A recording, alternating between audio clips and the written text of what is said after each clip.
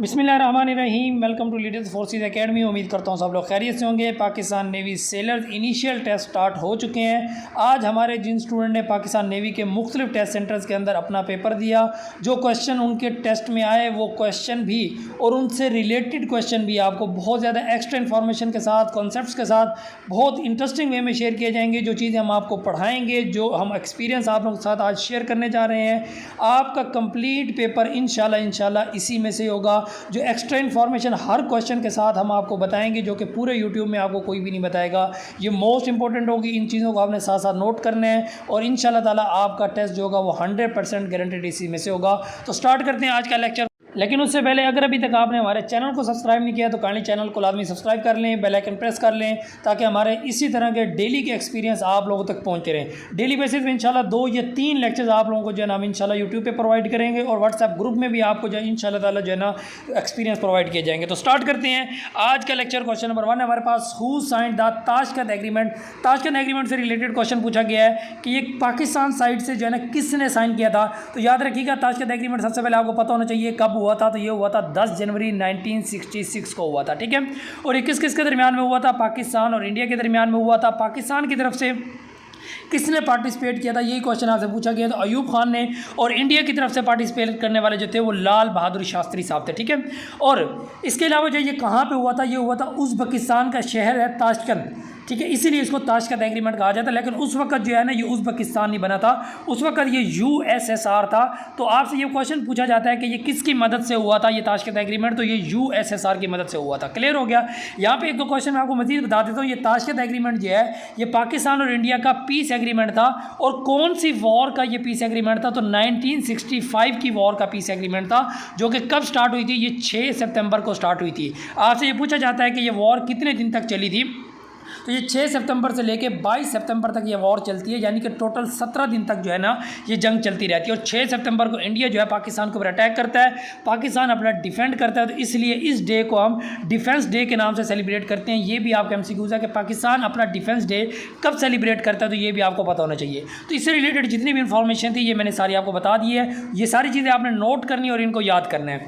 Next हम question की तरफ मूव करते हैं। Solid changes directly into gas. अगर आपका जो सॉलिड है वो डायरेक्टली जो है वो गैस में चेंज हो जाए। देखो आपका सॉलिड है, फॉर एग्जांपल अगर आइस है, अगर वो लिक्विड में चेंज हो जाता है यानी कि वाटर में चेंज हो जाता है, तो इसको हम क्या बोलते हैं? इस प्रोसेस को हम बोलते हैं मेल्टिंग। क्या बोलते हैं इस प्रोसेस को? मेल्टिंग। ये भी आपका MCQs है। और यही प्रोसेस अगर आपको उल्ट हो जाए, यानी कि वाटर जो है जब आइस में कन्वर्ट हो जाती है, तो इस प्रोसेस को हम क्या बोलते हैं? इस प्रोसेस को फ्रीजिंग बोलते हैं, ठीक है। लेकिन जब आपका जो आइस है वो डायरेक्ट वाटर की बजाय, लिक्विड की बजाय डायरेक्ट गैस में चेंज हो जाए, तो इस प्रोसेस को क्या बोला जाता है? इस प्रोसेस को सब्लिमेशन बोला जाता है। ये आपने मोस्ट इंपॉर्टेंट क्वेश्चन है, इसको आपने याद रखना है। अब ऊपर एवेपोरेशन क्या है और कंडेंसेशन क्या है, ये भी दोनों आपके मोस्ट इंपॉर्टेंट क्वेश्चन है, जो कि आपके पेपर्स में बार बार रिपीट होंगे इंशाल्लाह ताला। एवेपोरेशन क्या होता है कि जब आपका जो लिक्विड है, जब आपका लिक्विड जो है वो गैस में चेंज हो जाता है, तो इसको हम बोलते हैं एवेपोरेशन। यानी कि जब आप कपड़े धो के बाहर सुखाने के लिए लटकाते हैं तो देखते हैं आपका पानी कहाँ चला जाता है, वो कपड़ों के अंदर जो होता है वो लिक्विड जो होता है वो गैस बन के निकल जाता है। क्लियर। अच्छा, कंडेंसेशन की बात कीजिए तो वो इसका उलट है, यानी कि जब आपकी गैस जो है वो कन्वर्ट हो जाती है लिक्विड के अंदर, तो इस प्रोसेस को हम बोलते हैं आपका कंडेंसेशन। और ये प्रोसेस की एग्जांपल भी मैं आपको दे देता हूँ ताकि आपको समझ आ जाए। आप जब एक ठंडे पानी का गिलास भर के रखते हैं तो आप देखते हैं कि उस पानी के गिलास जो होता है ना उसके बाहर जो है वो पानी आ जाता है। वो कहाँ से आता है? वो आपकी वो गैस होती है जो कि किस चीज़ के अंदर कन्वर्ट हो जाती है? लिक्विड के अंदर कन्वर्ट हो जाती है। इस प्रोसेस को हम क्या बोलते हैं? कंडेंसेशन बोलते हैं। और ये मोस्ट इंपॉर्टेंट आपके क्वेश्चन है, ये सारे आपने नोट करने हैं। नेक्स्ट सब क्वेश्चन की तरफ मूव करते हैं। Pakistan conducted nuclear test. Pakistan ने अपने न्यूक्लियर टेस्ट कब कंडक्ट किए थे? तो 28 मई को जो है ना पाकिस्तान अपने न्यूक्लियर टेस्ट जो है ना वो कंडक्ट किए थे। यहाँ पे एक और स्टूडेंट ने मुझे जो अपना एक्सपीरियंस शेयर किया उसमें ये भी बताया था कि ये 28 मई को हम किस नाम से जो है ना सेलिब्रेट करते हैं? तो यौम तकबीर के नाम से इसको सेलिब्रेट किया जाता है। ये क्वेश्चन भी आज के पेपर में पूछा गया कराची सेंटर के अंदर, ठीक है। क्लियर हो गया।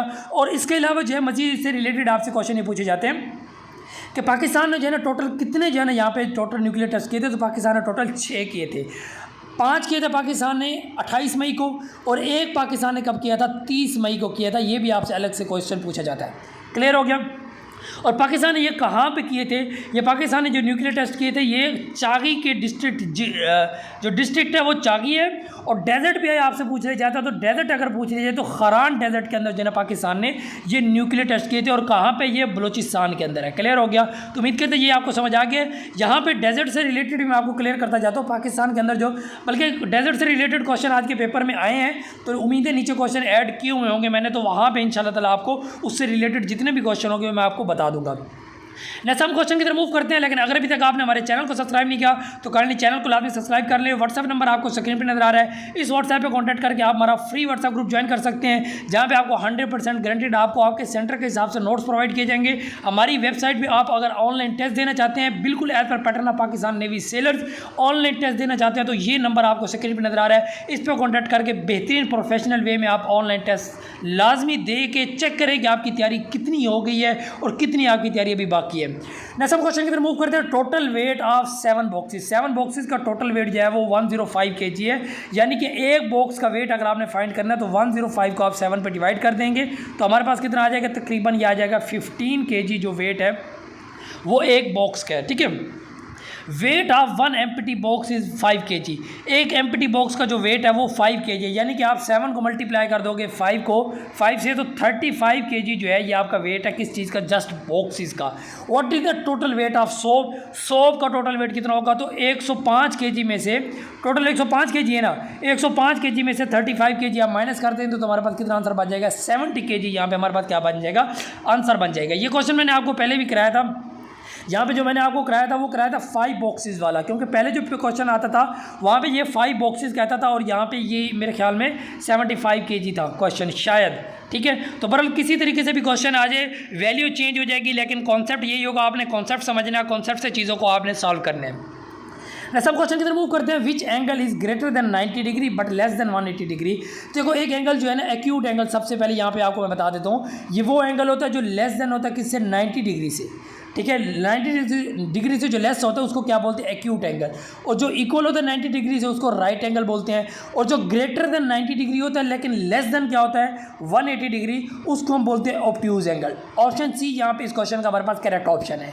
स्ट्रेट एंगल क्या होता है, जो कि क्या होता है 180 डिग्री की इक्वल होता है। ये वाला जो एंगल अभी मैंने लाइन बनाई है ये क्या है, ये 180 डिग्री का एंगल है। क्या है ये 180 डिग्री का, क्लियर हो गया। और 90 डिग्री का क्या होता है, यानी कि ये सीधा बिल्कुल आपका जो एंगल होगा ये वाला, ये आपका क्या होगा, ये 90 डिग्री का एंगल होगा, और ये 90 डिग्री से छोटा होगा, ये 90 डिग्री से छोटा है, और ये वाला 90 डिग्री से बड़ा एंगल है। क्लियर हो गया। नेक्स्ट हम क्वेश्चन की तरफ मूव करते हैं। इन ए क्लास ऑफ 500 स्टूडेंट्स, 500 स्टूडेंट है, 340 जो है वो प्रेजेंट है। ठीक है, what is the percentage of present. देखो यहाँ पे मैंने आपको एक चीज़, मैंने आपको सेलर की प्रिपरेशन के लिए मैंने पहले जो है ना तकरीबन 13 लेक्चर जो है ये अपलोड किए हैं। ठीक है, आप में से हर स्टूडेंट जो है ये 13 लेक्चर लाजमी वॉच करें। आपने अगर ये 13 लेक्चर वॉच कर लिए और ये हमारे डेली बेसिस पे जो हम एक्सपीरियंस आपको प्रोवाइड कर रहे हैं, अगर आपने ये देख लिए तो इंशाल्लाह आपका कंप्लीट पेपर इसी में से होगा। 90% प्लस मार्क्स जो है वो इंशाल्लाह ताला आपके इसी में से आ जाएंगे। और मज़ीद जो रही गई जो कसर होगी वो इंशाल्लाह मैं आपको यूट्यूब पे, आप व्हाट्सएप पे हमसे कॉन्टैक्ट करेंगे तो फ्री व्हाट्सएप ग्रुप में इंशाल्लाह फ्री ऑफ कॉस्ट इंशाल्लाह सबको नोट्स प्रोवाइड किए जाएंगे। और जो नोट्स हम आपको दे देंगे इससे बाहर से कोई चीज़ नहीं आएगी।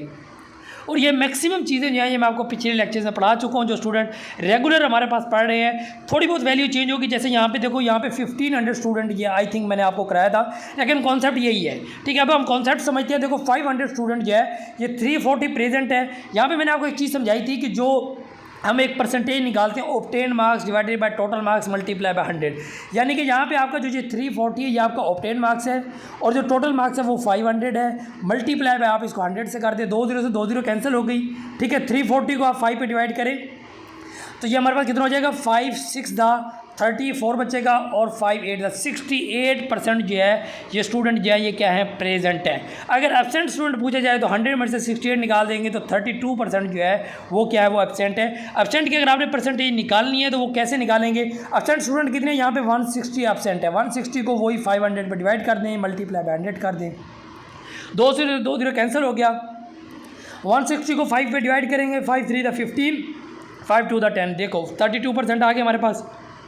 तो आपने इस तरह कॉन्सेप्ट के साथ जो है ना चीज़ों को सॉल्व करना है। वैल्यू यहाँ पे 1500 भी आ सकती है, और 1500 की आती है तो फिर यहाँ पे वो कहता है 1200 स्टूडेंट जो है वो प्रेजेंट है। तो आपसे प्रेजेंट की परसेंटेज भी पूछ सकते हैं और एब्सेंट की परसेंटेज भी आपसे पूछ सकते हैं।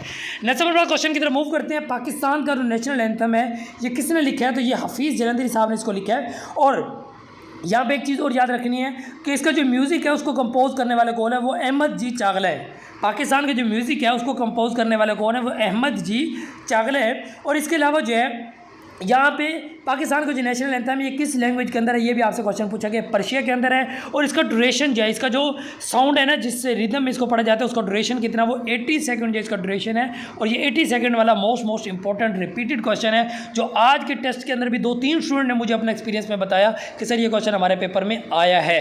ठीक है, तो आपने ये चीज़ें जो मैं एक्स्ट्रा बता रहा हूँ, ये सारी चीज़ें आपके पेपर में आ चुकी हैं या आपके पेपर में आएंगी इंशाल्लाह ताला। तो इनको आपने साथ साथ नोट करना है और इनको तैयार करना है, किसी चीज़ को भी मिस नहीं करना। नेक्स्ट हम क्वेश्चन की तरफ मूव करते हैं। If A is equal to B, C is equal to, then B and C are called. देखो A ratio B proportion C ratio D. यहाँ पे एक चीज़ याद रखनी है कि ये जो दो अंदर वाली चीज़ें ना, इनको बोलते हैं मीन्स। इनको क्या बोलते हैं, मीन्स बोलते हैं। अगर आपसे बी और सी पूछ लिया जाए, जो कि यहाँ पे उसने पूछा भी है, तो मीन्स है ये। और ए और डी जो बाहर वाली दोनों चीज़ें, इनको बोला जाता है एक्सट्रीम। अगर यहाँ पे वो कहता है कि ए और डी क्या है यहाँ पे, तो हमारे पास क्या होता है, वो एक्सट्रीम होता। ठीक है, इसी तरह जो है ना यहाँ पे फिजिक्स से रिलेटेड आपसे क्वेश्चन पूछा जाता है, वो भी मैं आपको यहीं पे क्लियर कर देता हूँ। पेंडुलम से रिलेटेड क्वेश्चन होता है कि पेंडुलम जो है, जब आपकी जो है ना वो हाइट पे पहुँचती है या बल्कि इससे रिलेटेड क्वेश्चन आगे आएंगे तो मैं इंशाल्लाह आपको यहाँ पे क्लियर कर दूँगा। ठीक है, हम नेक्स्ट क्वेश्चन की तरफ मूव करते हैं। कायदे आज़म ज्वाइन मुस्लिम लीग। कायदे आज़म ने मुस्लिम लीग को कब ज्वाइन किया, तो 1913 के अंदर कायदे आज़म साहब ने मुस्लिम लीग को ज्वाइन किया। मुस्लिम लीग कब बनी थी, ऑल इंडिया मुस्लिम लीग की बात हो रही है। ऑल इंडिया मुस्लिम लीग जो है ये 30 दिसंबर, एग्जैक्ट डेट आपने याद रखनी है, 1906 में ये बनाई गई थी। ठीक है, और कहाँ पे बनी थी, ये ढाका में बनी थी। कहाँ पे, ये भी आपका मोस्ट इंपॉर्टेंट क्वेश्चन है, कहाँ पे बनाई गई थी, ढाका। ढाका जो इस टाइम जो बांग्लादेश का कैपिटल है, ये क्या है, बांग्लादेश का कैपिटल है। क्लियर हो गया। अच्छा, उसके बाद जो है ना यहाँ पे एक चीज़ मैं और आपको बता दूं कि अब ऑल इंडिया मुस्लिम लीग तो बन गई। अच्छा, ऑल इंडिया मुस्लिम लीग जब बनी थी तो उस वक्त जो है एक जो है ना हमारा मुसलमान लीडर्स का एक जो है ना एक वफद जो है, जिसको डेपुटेशन आप कहते हैं, वो जो है ना शिमला के मकाम पे जो है ना वो लॉर्ड से जो है ना उस वक्त का जो वाइसराय था उससे मिलने के लिए गया था। उसके जो टोटल मेंबर्स की तादाद थी वो कितनी थी, 35 मुस्लिम मेंबर्स थे। वो कितने थे, 35। और उनके जो लीडर थे, प्रेसिडेंट जो थे, वो कौन थे, वो सर आगा खान थे। कौन थे, सर आगा खान। ठीक है, अच्छा यहाँ पे एक चीज़ मैं आपको मज़ीद जो बता रहा था, हाँ, शिमला डेपुटेशन। यहाँ पे इसको क्या बोलते हैं, शिमला डेपुटेशन बोला जाता है। इसको क्या बोला जाता है, शिमला डेपुटेशन, जो कि कब हुआ था, ये 1906 में हुआ था। एक आपका शिमला कॉन्फ्रेंस है। शिमला कॉन्फ्रेंस अगर आपसे पूछ लिया जाए तो 1945 में हुए। और शिमला एग्रीमेंट अगर आपसे पूछ लिया जाए तो वो 1972 में हुआ। इसकी एग्जैक्ट डेट भी आपने याद रखनी है, 2 जुलाई 1972 को। और ये शिमला एग्रीमेंट जो ये पाकिस्तान और इंडिया का 1971 की जो वॉर थी उसका ये पीस एग्रीमेंट था। इसकी डिटेल आपको भी मैं आपको बताऊंगा। तो ये डेपुटेशन पूछ लिया जाए तो 1906, कॉन्फ्रेंस पूछ लिया जाए शिमला कॉन्फ्रेंस तो 1945, जून 1945। ठीक है, शिमला एग्रीमेंट पूछ लिया जाए तो 2 जुलाई 1972। तो जो क्वेश्चन आपसे पूछे जाए वही आपने उसका क्या करना है, आंसर देना है। नेक्स्ट हम क्वेश्चन की तरफ मूव करते हैं जी। जो चीज़ें हम आपको पढ़ा देंगे इंशाल्लाह आपका कंप्लीट पेपर यहाँ से होगा। तो इन चीज़ों को एंड तक आपने हमारे लेक्चर को वॉच करना। बहुत डिटेल में आपको जो है ना हम एक्सपीरियंस यहाँ पे भी प्रोवाइड करेंगे यूट्यूब पे। और जो टाइम की कमी की वजह से जो यूट्यूब पे अगर प्रोवाइड नहीं कर पाएंगे तो वो आपको व्हाट्सएप पे प्रोवाइड किया जाएगा इंशाल्लाह ताला। और ये रियल एक्सपीरियंस होगा इंशाल्लाह। जो हमारे स्टूडेंट्स ने हमें क्वेश्चन बताए वही क्वेश्चन आपसे शेयर किए जाते हैं और उससे रिलेटेड क्वेश्चन आपको बताए जाते हैं जो आपके पेपर में लाजमी आएंगे। The first constitution of Pakistan के जो टोटल कॉन्स्टिट्यूशन है वो 3 है। पहला कॉन्स्टिट्यूशन है वो 1956 का है, जो कि यहाँ पे हमारा आंसर भी है साफ ज़ाहिर है। ठीक है, इसकी एग्जैक्ट डेट अगर आपसे पूछ ली जाए तो एग्जैक्ट डेट भी आपने याद रखनी है, 23 मार्च। ठीक है, ये फर्स्ट की है। ठीक है, उसके बाद जो सेकंड कॉन्स्टिट्यूशन है वो 1962 का है, ये है 8 जून को। कब ये दिया गया, 8 जून को। जो थर्ड कॉन्स्टिट्यूशन है ये कब दिया गया, 14 अगस्त को दिया गया। इन सब की डेट भी याद रखनी है। और फिर इनके अंदर आर्टिकल की तादाद आपसे पूछी जाती है। जो पहला है उसके अंदर जो आर्टिकल है वो 234 है, 234। दूसरा जो है उसके अंदर जो टोटल आर्टिकल है वो 250 है। और जो तीसरा है उसके अंदर जो टोटल आर्टिकल्स है वो 280 हैं। ठीक है, ऑलरेडी मैं आपको जो 13 लेक्चर प्रोवाइड कर चुका हूँ उनमें शायद मैं इनकी डिटेल बता चुका हूँ। जो हमारे पुराने स्टूडेंट हैं उनको ये चीज़ पता होगी, उनके लिए ये रिवीजन होगी। और नए स्टूडेंट के लिए ये बहुत बेहतरीन इन्फॉर्मेशन है। आपने इसी में से ही आपका पेपर है कि इससे बाहर से नहीं होगा, तो इसको लाजमी नोट करें। ठीक है, अच्छा यहाँ पे 234, 250, 280 ये आर्टिकल्स आपने लाजमी याद रखने हैं, ये आपसे पेपर में पूछे जाते हैं। क्लियर हो गया। नेक्स्ट हम क्वेश्चन की तरफ मूव करते हैं। Frequency of A wave is double, ठीक है, इट्स टाइम पीरियड। देखो फ्रीक्वेंसी जो होती है ना, फ्रीक्वेंसी और टाइम पीरियड जो होते हैं ना, ये आपस में एक दूसरे के इन्वर्सली प्रोपोर्शनल है। ये फार्मूला यहाँ पे मैंने लिख दिया, इस फार्मूले से आप 10 क्वेश्चन सॉल्व कर सकते हैं, मुख्तलिफ तरीके से आपसे पूछिएगा।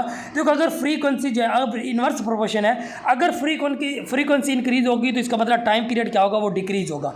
यहाँ पे उसने ये कहा कि अगर फ्रीक्वेंसी डबल हो गई यानी कि इंक्रीज हो गई तो टाइम पीरियड क्या होगा, वो डिक्रीज होगा। जितना वो इंक्रीज हुआ है उतना ही ये क्या होगा, डिक्रीज होगा। यानी कि अगर वो डबल हुआ है तो ये क्या हो जाएगा, ये हाफ हो जाएगा।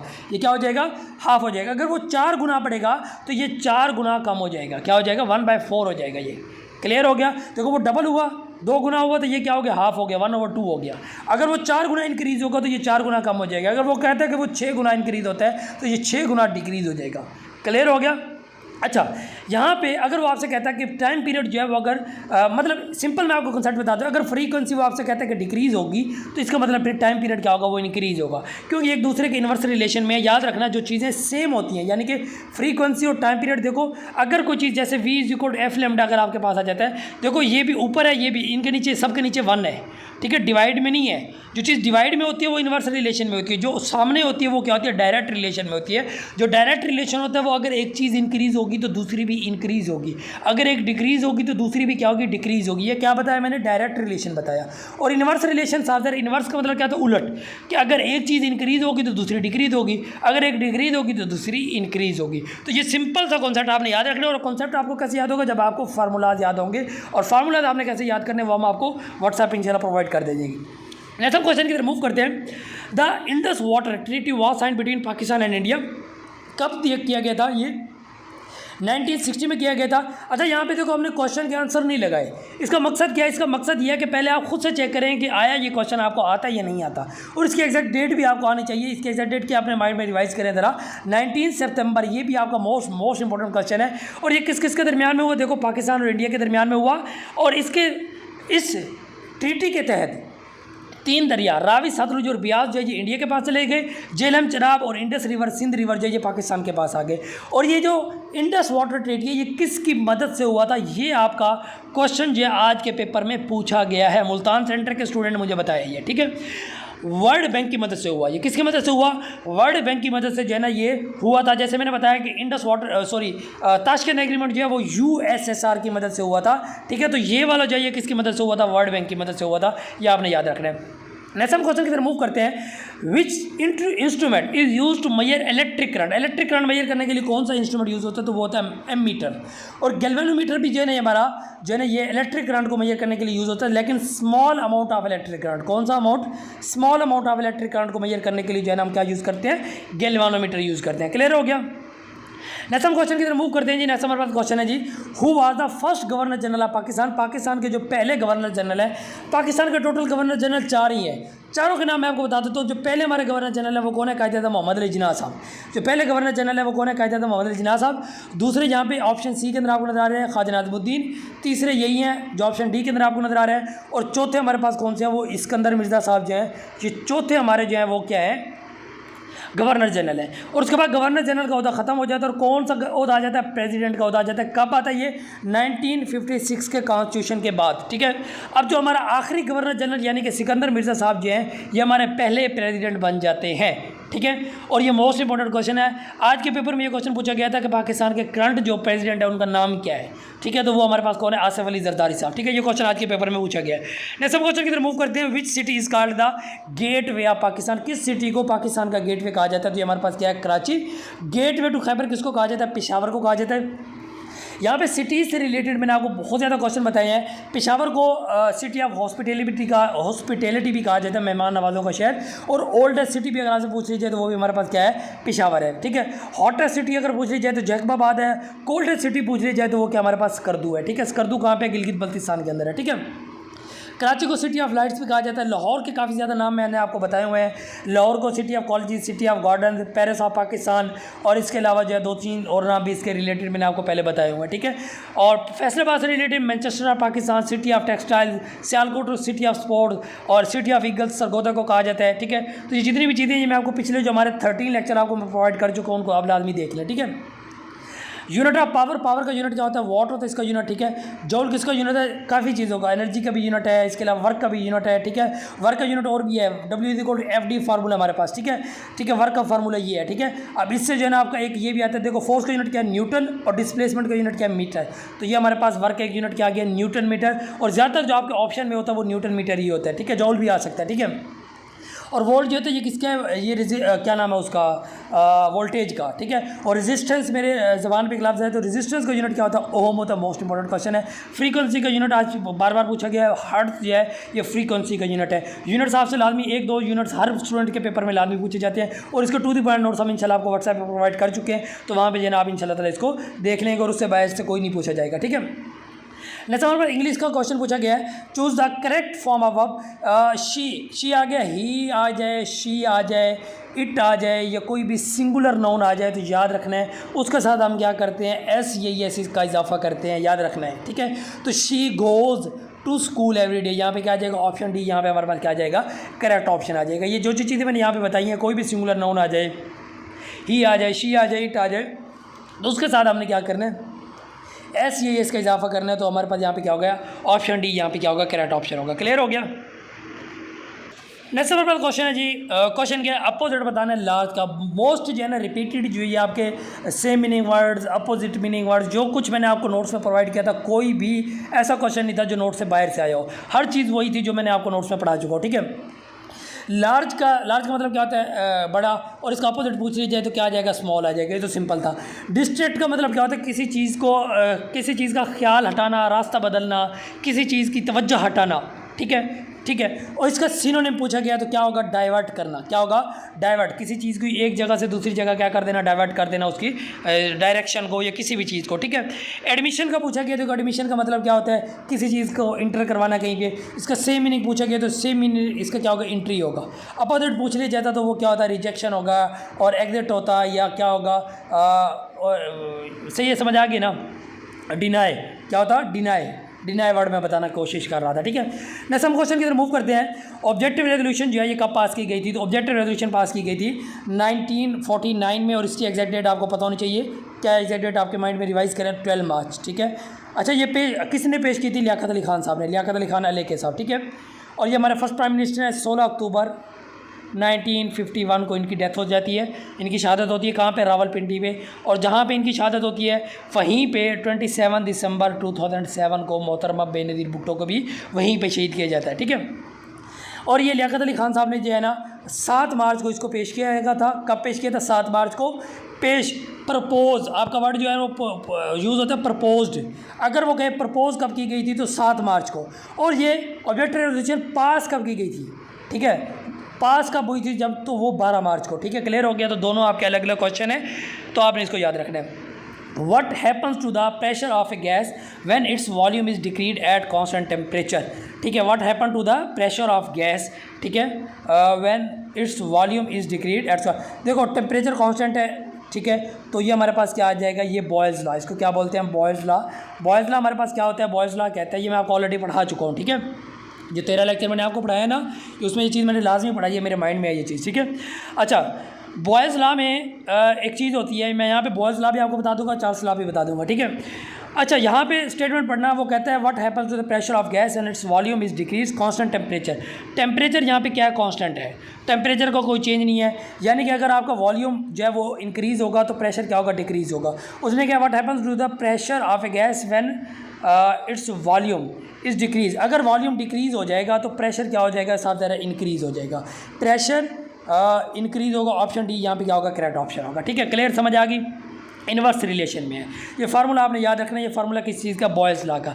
अब चार्ल्स लॉ क्या होता है, चार्ल्स लॉ में होता है वॉल्यूम जो होता है वो आपका डायरेक्टली प्रोपोर्शनल होता है टेम्परेचर पे, और प्रेशर यहाँ पे क्या होता है, कांस्टेंट होता है, ठीक है। वो आपसे स्टेटमेंट घुमा फिरा के पूछेगा कि फॉर एग्जाम्पल वो कहता है कि टेम्परेचर इंक्रीज़ हो जाएगा, तो बताएं वॉल्यूम क्या होगा, तो साफ ज़रा वॉल्यूम भी क्या होगा, वो भी इंक्रीज़ होगा, ठीक है, क्योंकि ये दोनों डायरेक्ट रिलेशन में है। अगर ये डबल हो जाएगा तो ये भी डबल हो जाएगा, अगर ये 4 गुना हो जाएगा तो ये भी 4th हो जाएगा, 4 गुना हो जाएगा।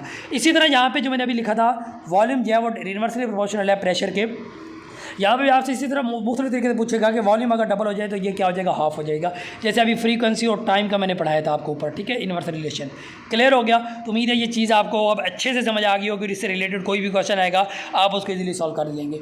2x + 5 = 11। 2x प्लस का 5 या दूसरी साइड पे जाएगा तो क्या हो जाएगा, माइनस का 5 हो जाएगा। मैथ का रूल है, अगर कोई चीज़ एक साइड पे प्लस हो रही है दूसरी साइड पे क्या हो जाती है, माइनस हो जाती है।